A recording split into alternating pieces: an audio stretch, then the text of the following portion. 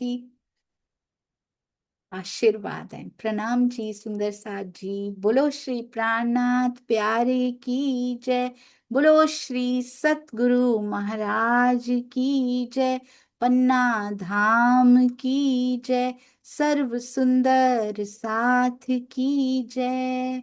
आप सभी सुंदर साथ जी के धाम हृदय में विराजमान शोभायमान प्राणेश्वर हृदयेश्वर राज रसिक आपके नूरी कोमल चरणार बिंद में कोटान कोट प्रणाम जी। आपके हृदय में भी उसी नख के बिंदु पे नजर अटकी है। सारा दिन सुंदर साजी उसी में अटकी रहती है। एक बार अगर अटक गई तो फिर वही बिंदु दिखाई देता है हर एक के धाम हृदय में भी, चर्चा में भी, हर जगह। बस फोकस रखना है उसके ऊपर, छूटना नहीं चाहिए। डे 276, 276वां दिन श्री सिंधी मंथन। 276 छेद हुए हैं अंदर के नहीं हुए हैं सुंदर साथ जी, फिर ये सफल है। कम से कम एक छिद्र हुआ कि नहीं हुआ?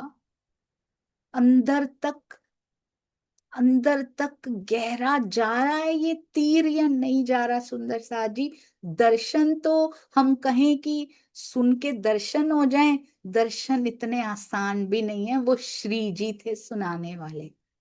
यदि हम कहें कि ये 3 साल की चर्चा सुन के दर्शन हो जाएं सुंदर साथ जी, वो तो सतगुरु की मेहर होती है। ऐसे तो हम अपने सतगुरु से सालों से जुड़े हैं और उनके भी सतगुरु से उससे भी ज्यादा सालों से जुड़े हैं, तो अभी तक दर्शन क्यों नहीं हुए? कल स्वामी जी के किताब में बहुत सुंदर लिखा हुआ था। 4-5 किताबें खोली होती हैं, पता नहीं किस में लिखा हुआ था। उसमें उन्होंने लिखा था बच्चा पास नहीं होता तो अध्यापक का क्या कसूर है इसमें? बच्चा मेहनत नहीं करेगा और कहेगा अध्यापक ने अच्छा नहीं पढ़ाया, 3 साल से मैं इसी की क्लास में बैठा हुआ हूँ, पास तो हुआ नहीं, इसी का कसूर है। अध्यापक तो बहुत अच्छा है, परंतु सतगुरु का क्या कसूर है सुंदर साथ जी? अगर हमें दर्शन नहीं होते, वो तो करके बैठे हैं ना। आगे उन्होंने जिनको भी प्रेम दिया है, जो भी 2 शब्द आगे भी बोल पा रहे हो, तो उनका क्या कसूर है सुंदर साथ जी? अगर दर्शन नहीं हो रहे, जीव मेहनत नहीं करेगा, जब तक मेरा जीव मेहनत नहीं करेगा वो धनी के दीदार को पा नहीं सकता है।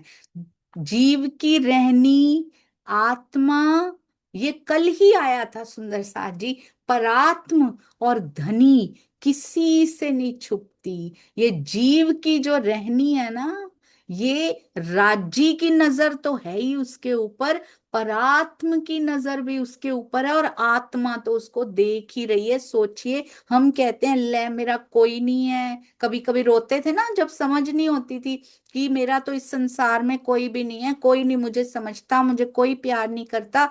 जीव की रहनी को अगर हम चितवन में बैठकर रो रहे हैं, चितवन में बैठकर आंखें गीली हो रही हैं, भावलीनता में जा रहे हैं, चितवन में बैठकर प्रयास कर रहे हैं तुझसे मिलने का, अभी आंखें भी नहीं भीग रही पर बैठे हैं तेरे मिलन की आस में, वो देख रहा है सुंदर सा जी। और सारी मेरी परात्म भी देख रही है और उसको बड़ा आनंद आ रहा है देख के कि चलो मेरी आत्मा के संग लगा जीव बैठा तो सही, अब जरूर ये यात्रा पूरी भी कर लेगा। शुरू तो की, ट्रेन में बैठा तो सही, अब रास्ता जरूर सही दिशा में चलना तो शुरू किया इसने। इसलिए सुंदर साथ जी, मेरी सबसे विनती है, चितवन में बैठना बिल्कुल भी नहीं भूलना है।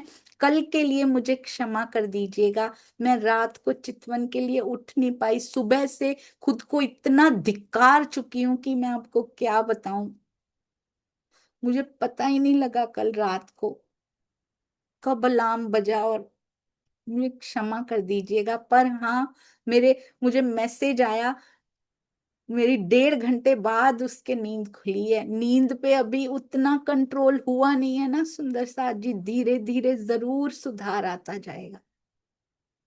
पर मेरे प्यारे सुंदर साथ जी ने, मैं फ्लाइट मोड पे करके सो गई थी, मुझे पता ही नहीं चला, फोन भी किया था, मिलके संभाल भी लिया मेरे प्यारे सुंदर साथ जी। वारी वारी वारी आपकी सेवा पे, रात को भी मिस नहीं हुई है, चितवन लगाई गई थी, पर आज से फिर से वैसा ही चलेगा। धनी की जैसे जैसे मेहर, जैसे जैसे हुक्म होगा, चलता जाएगा। ये देखिए, ये आत्मा, ये परात्मा, ये धनी, सारे देख रहे हैं। परात्म भी, आत्मा भी, इनके हृदय में भी पूरी शोभा विराजमान है। ये तो धनी के संगी हैं, इनके हृदय में भी पूरी शोभा विराजमान है। इस दिल से होते हुए कैसे बात इधर आ रही है सुंदर साथ जी। और डायरेक्ट, डायरेक्ट खेल चल रहा है इनकी नजरों में, और देखा जा रहा है इनके द्वारा। बहुत सुंदर। कभी सोचा है, श्यामा जी बैठी हैं बाएं हाथ, वो भी राज जी को सीधा नजरों में नजरें डाल के बैठी हैं। वो भी तो खेल देख रही थी अपना पूरा का पूरा, देवचंद्र जी के रूप में। और हम सखियां सामने बैठी हैं। एक कोई सिंहासन पे बैठा हो, या तो वो मेरी तरफ देखेगा, या वो बगल में, या इनकी तरफ देखेगा जो उनके पास बैठी हैं। पर वो उनको भी सामने ही दिखाई दे रहे हैं। और हमें भी, हमें ऐसा लग रहा है मुख मेरी ही तरफ है, श्यामा जी को ऐसा लग रहा है मुख उनकी ही तरफ है, जो सखियां पीछे बैठी हैं उनको लग रहा है मुख उनकी ही तरफ है। ऐसी कारीगरी है सुंदर साथ जी वहां पर। वहां पर पीठ केवल अक्षर ब्रह्म ही देखते हैं। सब नजरों में ही खोई रहती हैं पिया जी के। अति अति अति सुंदर ये लीला। आइए चलते हैं, क्या बता रहे हैं हमारे पिया जी श्री सिंधी के टीका में। कहते हैं, बहुत सुंदर चौपाइयां हैं सुंदर साथ जी। आइए हम चलते हैं प्रकरण नंबर 12, जो है हुक्म जी पहचान। और हुक्म की पहचान में इतना कुछ खोल खोल के दिखा रहे हैं। आइए साथ साथ में, क्योंकि रेफरेंस की चौपाइयां बहुत हैं, तो वो भी देखते हैं, साथ में दर्शन भी करते हैं, और सजी हुई चौपाइयों के दर्शन भी तो करने हैं, जो हमारे सुंदर साथ जी ने इतनी मेहनत करके सजाई हैं। ये देखिए, कहते हैं, अर्स दिल मोमिन तो कहया, जो हक सो रूह निस्बत। अर्स दिल मोमिन तो कहया, ये देखिए, जो हक सो रूह निस्बत। सेवादार सुंदर साथ जी के चरणों में कोटान कोट प्रणाम जी। ना तो अर्स दिल आदमी का, क्यों कहया जाए ख्वाब में इत, जो हक सो रूह निस्बत। ये सिंगार की सारी चौपाइयां आई थी। अर्स दिल मोमिन तो कहया, क्यों कहा गया है अर्स दिल, मोमिन के दिल को, ब्रह्म सृष्टियों के दिल को क्यों कहा गया? जो हक सो रूह निस्बत, क्योंकि धाम धनी से इनकी निस्बत होती है। अखंड संबंध इनका धाम धनी से होता है। इसीलिए हमारा दिल सुंदर साथ जी, हमारी कहने में नहीं, शब्दों में नहीं, जिसकी अखंड निस्बत पिया से होती है, उसकी अखंड निस्बत सुंदर साथ से भी होती है। यदि एक दिली का सागर हमने पढ़ा हो ना सुंदर साथ जी, निस्बत का सागर, एक दिली का सागर, जो हमने पढ़े हो ना, उसमें आया था, मंथन किया था हमने। जो निस्बत पिया जी के साथ होती है, वही निस्बत हमारी श्यामा जी और सुंदर साथ के साथ भी होती है। ऐसा कभी हो ही नहीं सकता। This is next to impossible कि हम धनी से प्रेम करते हैं और सुंदर साथ से नहीं करते। जो पिया से प्रेम करता है ना, वो प्रेम ऐसा तत्व है, वो प्रेम ऐसे बहता है कि वो सुंदर साथ के लिए तो बहता ही बहता है, वो पूरे ब्रह्मांड के लिए बहता। कोई दिखाई ही नहीं देता, कोई दिखाई नहीं देता कि इनको प्रेम नहीं देना। जैसे कि सूर्य जब चमकता है ना सुंदर सा जी, जिसके अंदर प्रेम प्रवाहित होने लग जाए, इसका मतलब मारिफत की नहीं तो हकीकत की तो उसके अंदर लीला हो रही है धनी जी की। जिसके अंदर 100% 24/7 प्रेम प्रवाहित होने लग जाए ना, उसकी दिल की दूरी धनी के दिल से है नहीं। सूर्य सबके लिए चमकता है, कीचड़ के लिए भी चमकता है। जो सूर्य को पत्थर मारता है ना, उसको सूर्य ये नहीं कहता कि मैं तुझे प्रकाश नहीं दूंगा, उस पे भी बराबर प्रकाश दे रहा है वो। कहते हैं एक बार ना, समुद्र का किनारे होते हैं ना, कोई किसी देश में होता है समुद्र का, महासागर का किनारा, इतना बड़ा महासागर होता है। कोई किसी देश में पड़ता है, कोई किसी देश में पड़ता है उसका किनारा। एक किनारे पे लोग खेल रहे थे समुद्र की लहरों के साथ। बीच होते हैं ना वहीं पे जहाँ पे समुद्र का किनारा होता है, वहां ना वो रेत पे कुछ कुछ लिख रहे थे, और फिर समुद्र की लहरें आती थी और उसको बहा के ले जाती थी। बच्चे भी थे, वो तालियां बजा रहे थे कि देखो फिर बहा के ले गया। दूसरी तरफ दूसरे देश में, किसी दूसरे देश में समुद्र की लहरें आती थी तो उसको पत्थर मारते थे। जब भी लहर आएगी तो पत्थर का गेम खेलते थे उसके साथ, कि जब भी आएगी ना तो इसको पत्थर मारेंगे। एक तीसरी तरफ उसको भर भर के ले जा रहे थे, फिर उससे हाथ पैर धो रहे थे। एक चौथे ही किनारे पे कोई, उनमें कोई नहा रहा है, कोई झील ना कर रहा है, कोई आनंद ले रहा है, कोई एक दूसरे के ऊपर उछाल रहे हैं, वो बड़ा ही आनंद ले रहे हैं उसके साथ। सागर तो एक ही है उसके साथ, पर क्या सागर के स्वभाव में कोई अंतर आया सुंदर साथ जी? वही महासागर है जिसके स्वभाव में अंतर ना आए। सागर तो एक ही है, कोई पत्थर मारे, कोई अटखेलियां करे, कोई खेल करे, और कोई तालियां बजाए, और कोई गाली दे, उस सागर को कोई फर्क नहीं पड़। उसकी लहरें फिर आती हैं, पत्थर खाती हैं, वापस चली जाती हैं। उसकी लहरें फिर आती हैं, वही लिखा हुआ मिटाती हैं, वापस चली जाती हैं, तालियां पड़ रही हैं। उसकी लहरें फिर आती हैं, कोई उसमें चल रहा है, कोई झील ना कर रहा है, वो खूब आनंद ले रहा है। सागर ने अपना स्वभाव नहीं बदला। चाहे उसको गाली दे रहा है कोई, चाहे पत्थर दे रहा है, उसमें कोई हड्डियां बहा रहा है, उसमें कोई कुछ भी कर रहा है, सागर ने स्वभाव नहीं बदला। जिसके अंदर प्रेम का सागर हो वो स्वभाव कैसे बदल सकते हैं? केवल सुंदर साथ के लिए नहीं सुंदर साथ जी, उस बिंदु को और बढ़ाना है। अभी अभी हमने बात की थी ना, बिंदु पे फोकस कीजिए, पहले सुंदर साथ पे फोकस कीजिए।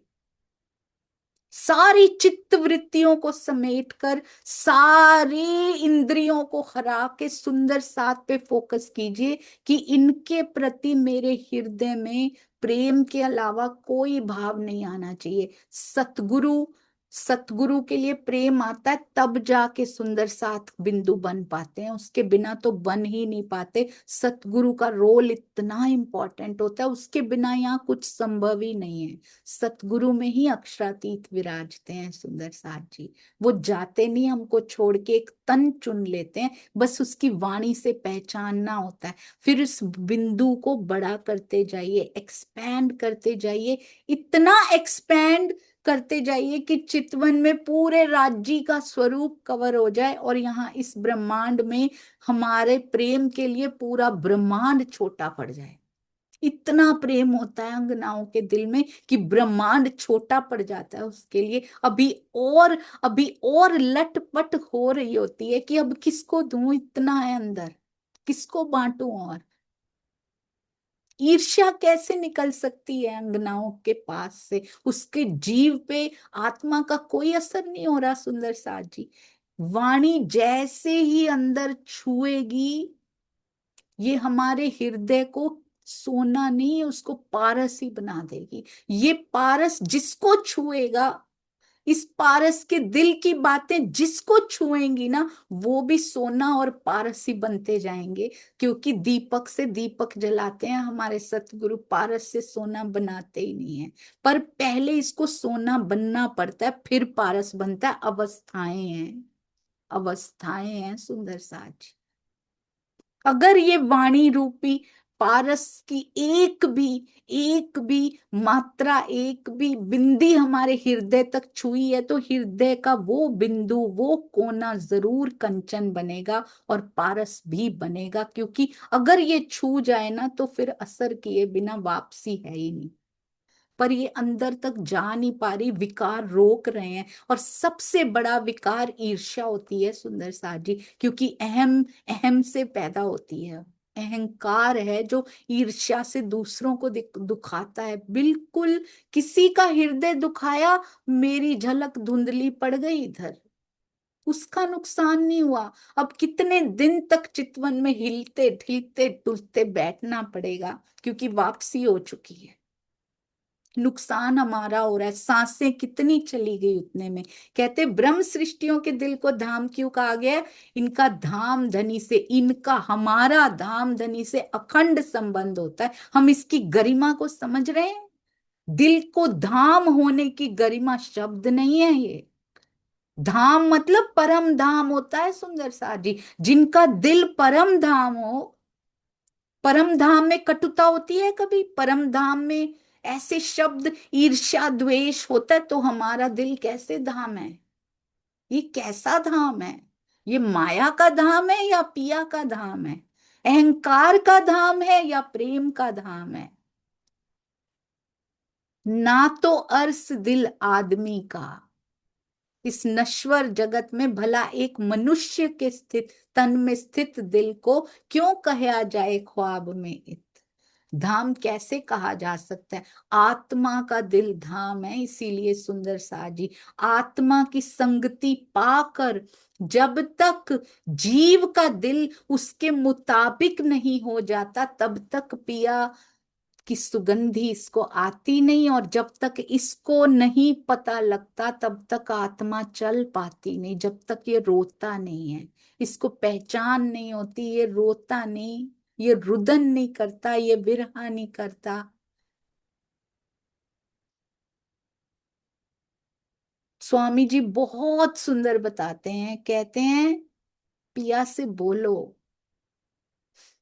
कहते हैं बोलेंगे उनको कि वो खुद कहते हैं कि मेरी हार हो गई, तुम जीत गए। सच्चा प्रेमी वही होता है जो खुद हार के जिता दे, वो जानबूझ के हार जाता है। आपने देखा है कभी कभी ना, शादी के बाद एक रस्म होती है, अंगूठी ढूंढने की रस्म होती है।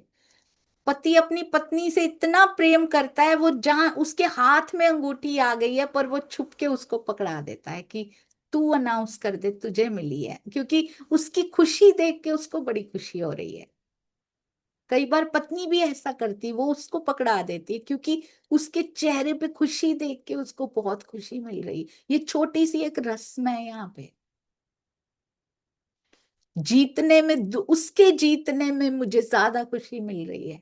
तो कहते राजी अंगनाओं को जिता रहे हैं या हम कुछ कर भी नहीं रहे। कैसे? बड़ा सुंदर एग्जाम्पल स्वामी जी ने इसका दिया है। कहते हैं राजी को कहेंगे हम जाके, हमने जिन सुंदर साथ ने किया था वो, हम तो ऐसे ही शामिल हो जाया करते हैं अच्छे कामों में। जैसे वकील होता है ना, जीत गए तो हम जीत गए, हार गए तो तुम हार गए। हम हार गए नहीं, तुम हार गए। हम ऐसे ही शामिल हो जाते हैं अच्छी चीजों में, धिक्कार से हम पीछे हो जाते हैं, वो दूसरों को दे दिया करते हैं। तो कहते हैं क्या एग्जाम्पल दिया स्वामी जी ने इसमें, कि जब श्री जी का तन ध्यान अवस्थित हुआ, 26 सुंदर साथ जी ने अपने तन छोड़ दिए। और कहते हैं जब रामनगर में मिर्गी का दौरा, उसकी बीमारी जब हुई, तो अपने हुक्म से उसको ठीक किया। रोज कहते एक सुंदर साथ को छोड़ के आते हैं शमशान में, दूसरा सुंदर साथ की देह तैयार होती है जाने के लिए। कितने सुंदर साथ ने तन छोड़ दिया। पर कहते हैं मैं तन नहीं, अक्षरातीत भला तन छोड़ सकता था उस समय, वो नहीं छोड़ सकते, क्योंकि उनको 5,000 को देखना था उस समय, और बीतक 12,000 के लिए बननी थी। वो तन नहीं छोड़ पाए। कहते मैं हार गया तुमसे। सुंदर साथ कहेंगे वहां जाके हमने तन छोड़ दिया धनी तुम्हारे लिए, और कहते मैं कुछ नहीं कह पाऊंगा, मैं हार गया, मैंने जिता दिया तुमको। उसको जिताने में खुशी होती है। तो कहते हैं अगर आप पिया से मांगोगे कि पिया अपने दिल के का रास्ता मुझे दे दो, तो नहीं देंगे वो। ऐसा हो सकता है कभी? कितना वो प्रेम करते हैं, ऐसा प्रेम आज तक हमने सुना ही नहीं है। जो सुने हैं वो उसके सामने कुछ भी नहीं है। तो क्या वो अपने दिल का रास्ता नहीं पकड़ाएगा हमें सुंदर साज? वो ले जाएंगे वहां तक। एक कदम चितवन में बैठने का कदम रख के देखिए, बहुत प्रेम करते हैं वो। करेंगे ना सुंदर सा जी? जो नहीं कर रहे वो भी करेंगे ना? वचन दीजिए, प्रण कीजिए सुंदर सा जी। मैंने स्वामी जी की कमिटमेंट देखी है। कुछ भी हो जाए, कमिटमेंट इज कमिटमेंट। वो कभी दृढ़ निश्चय था, तभी तो हिमालय पे चले गए थे। उंगलियां गल रही थी, पर गुरु नहीं मिला तो वापस आना पड़ा उनको वहां से, नहीं तो आते नहीं। प्रण देखा है तो उनका देखा है। साक्षात प्रत्यक्ष जो अब दिख रहा है वो उनका दिख रहा है। प्रण देखा है, दृढ़ निश्चय देखा तो देवचंद्र जी का देखा, दृढ़ निश्चय देखा तो मिहिरराज जी का देखा, दृढ़ निश्चय देखा तो महाराज जी का देखा है, सुंदर सा जी सरकार श्री जी का देखा है। और सारे परमहंसों की बीतक में दृढ़ निश्चय कॉमन मिलता है हमें। कॉमन बात जो मिलती है ना, डिटर्मिनेशन मिलती है, हर एक बीतक में मिलती है। कभी नहीं डिगते। गोष्ठी के लिए स्वामी जी को कॉल करना होता था ना, तब मुझे पता लगा कि दृढ़ निश्चय क्या होता है। बैठे हैं उधर, चर्चा करने के लिए मंच पे जाना है उनको, पर इधर कमिटमेंट की हुई है कि गोष्ठी में उनको आना था। बीच में 2 मिनट का समय के लिए लघु शंका तक नहीं जा पाते थे। मुझे बच्चे बोलते थे कि दीदी हम ले जाएं उनको। मेरी आंखों से पानी आ जाता था कि ऐसी भी कमिटमेंट होती है। मैं उनको बोलती थी बेटा प्लीज उनको जो जो जो आपको पानी कुछ देना भी हो ना उनको दे दीजिए, नहीं तो वो तो बैठ जाएंगे आके। ऐसी सेवा करता है सतगुरु सुंदर सा जी, ऐसी सेवा करते हैं वो, अपना ध्यान नहीं रखते। और हम सुंदर साथ से अपनी ही सेवा खत्म नहीं हो रही, अपने शरीर को पालना पलोसना ही खत्म नहीं हो रहा।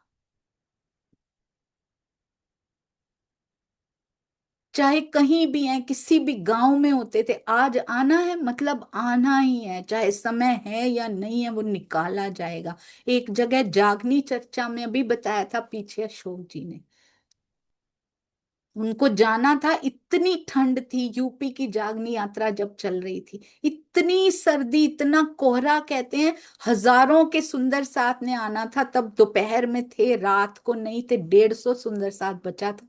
कहा कि स्वामी जी इतनी ठंड है, तबीयत खराब है, इसको पोस्टपोन कर देते हैं, इसको रहने देते। नहीं, मैंने बोला है होगी, छपा है, हमने कहा है तो होगी, और वो चल दिए। सुनने वाला है नहीं है, मुझे सेवा की आज्ञा है, मुझे करनी है। तो हम सुंदर साथ कब दृढ़ निश्चय करेंगे कि हमें उनके दिल की ओर कदम बढ़ाने हैं, जिसके लिए सतगुरु कहते हैं चितवन जरूरी है।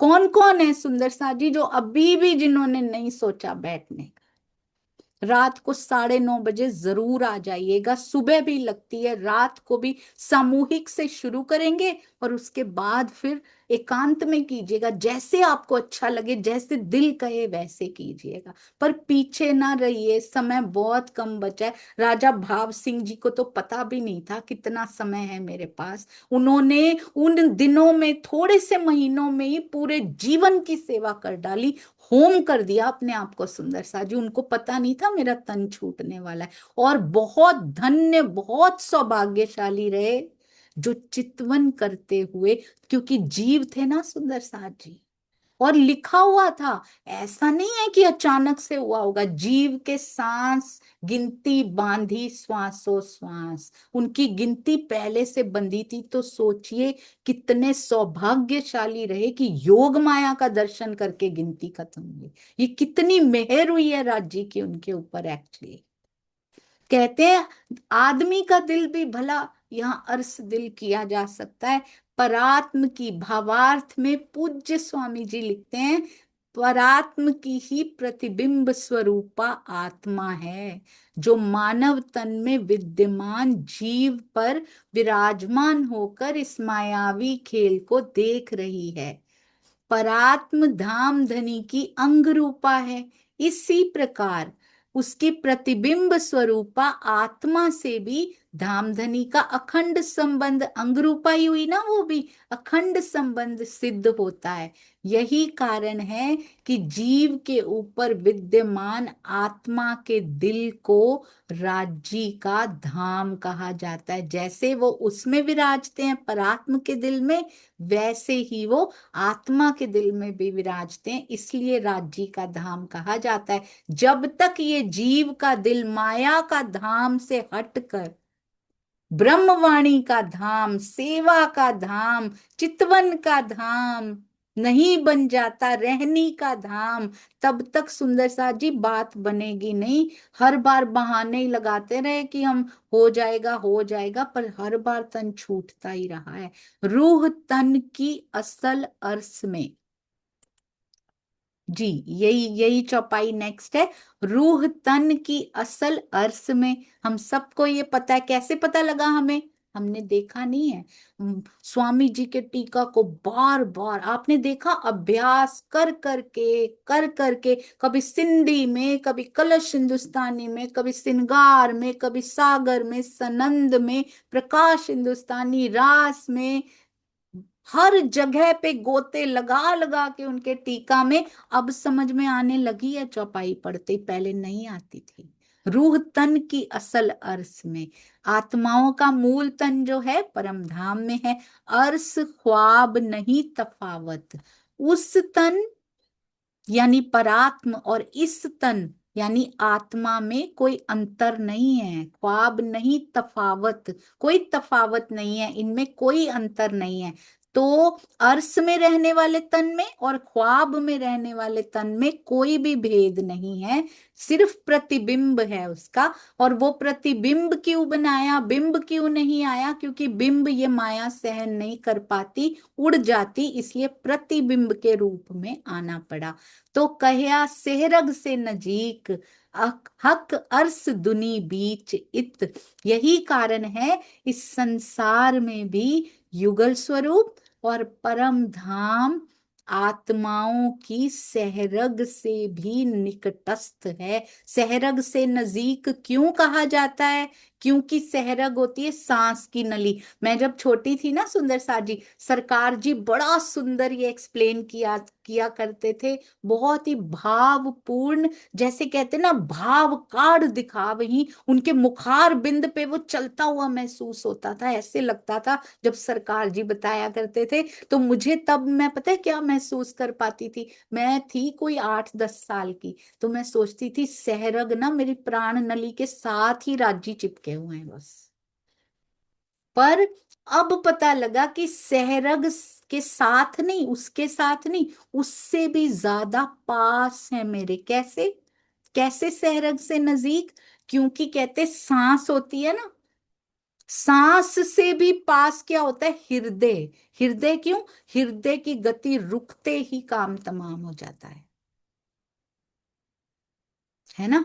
तो इसीलिए सहरग से भी नजदीक जो कि कहाँ बैठे हैं पिया? सांस की नली से। सांस की नली भी दूर है हमसे। कैसे? जीव के दिल से दूर है वो। जीव के दिल के अंदर ही, शरीर के हृदय में, पहले ये शरीर, उसके हृदय के अंदर जीव होता है। जीव के अंदर जीव का हृदय पहले इतना सूक्ष्म होता है जीव, कहते हैं उसको सूक्ष्मदर्शी से, माइक्रोस्कोप से भी देखा नहीं जा सकता। उसके भी अंदर उसका हृदय, फिर उसके भी अंदर आत्मा, और आत्मा के अंदर आत्मा का हृदय। कितनी सूक्ष्मता बढ़ती जा रही है सुंदर साथ जी। तो वो सहरग से भी दिल के अंदर ही जाके बैठ गए पिया जी, सहरग से भी नजीक। हक अर्स, क्योंकि जीव का जीव है ना, जो हम, मैं जो हूं इस समय, शरीर जो है वो जीव है ना, एक्चुअली उसकी वजह से चल रहा है। तो जीव के हृदय से आत्मा ये प्राण की नली यानी कि ये वाली सांस की नली तो थोड़ी सी दूर है ना, शरीर के हृदय से दूर है ना थोड़ी सी, परंतु राज्य इतना भी दूर नहीं है। वो बिल्कुल उसके हृदय में ही आकर बैठ गए हैं। यही कारण है हक अर्स दुनी बीच इत। तो इसीलिए इस दुनिया में हक भी और अर्स भी प्राण नली से भी अधिक निकटस्थ हैं। उनको देखना है, उनसे मिलना है, यही हमारा परम लक्ष्य है। इस खेल में आकर पिया से मिलन हमारा परम लक्ष्य है। बाकी सारे कामों के लिए समय निकाल लेते हैं, पर परम लक्ष्य हर बार भूल जाते हैं, उसके लिए समय नहीं निकाल पा रहे हैं। कैसी ये विडंबना। बोलो श्री प्राणनाथ प्यारे की जय। बोलो श्री सतगुरु महाराज की जय। पन्ना धाम की जय। सर्व सुंदर साथ की जय। प्रणाम जी सुंदर साथ जी। कृपया भूलों के लिए क्षमा करते जाइएगा, कृपया क्षमा करते जाइएगा। प्रणाम जी। और मुझे जिस बात से लाभ मिल रहा है ना, वो मैं आपको जरूर बताना चाहूंगी। सुंदर साथ से प्रेम करने से हमारा हृदय कोमल हुआ जाता है, उससे बहुत लाभ मिलता है चितवन में। इसीलिए प्रेम जरूर प्रस्फुटित होना चाहिए अंदर। पहले बाहर से कोशिश कीजिए, फिर स्वतः अभ्यास होते होते अंदर से आना शुरू हो जाएगा। प्रणाम जी सुंदर सा।